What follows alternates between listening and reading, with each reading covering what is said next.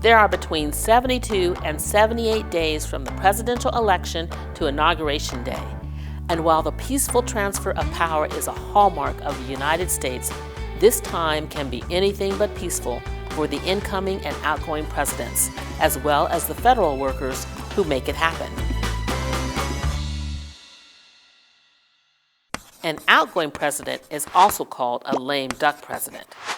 During this time, many presidents will try to solidify their legacies by making judicial nominations, giving pardons, or signing executive orders that may be controversial at the time, but are big wins for themselves or their parties.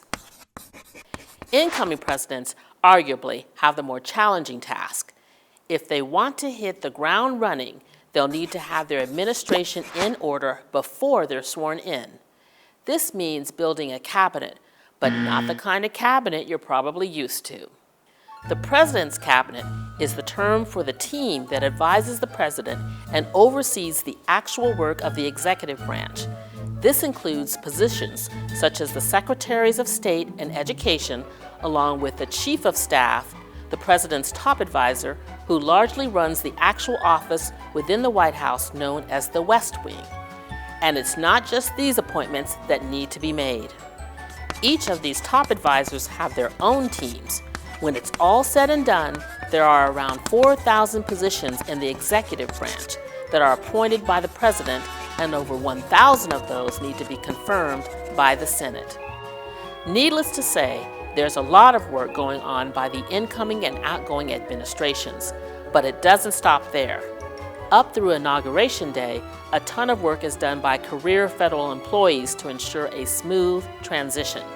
The incoming and outgoing president are responsible for the moving and decorating costs for their time in the White House.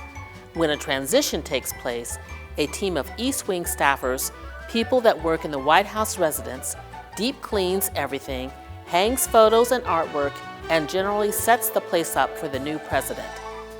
On the other side of the building, a different kind of moving day is happening in the West Wing. Because the work of the president is a 24/7 job, outgoing White House staffers stay right up until the president is sworn in and the incoming administration staff is allowed to move into their new office space. Another transfer that takes place sounds like the perfect setup for a spy movie. The nuclear briefcase, or football as it's often called, contains the codes and verification process for launching a nuclear strike.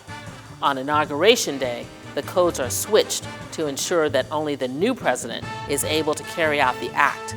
From the moment they take office to the moment they leave, the president is to be followed by a military aide carrying this briefcase. This includes any meeting, campaign rally, or diplomatic event the president may be attending. It's a solemn duty that's simply a reality of our world today.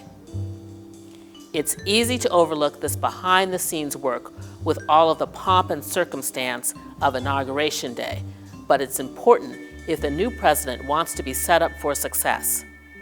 How would you build your administration if you were elected president?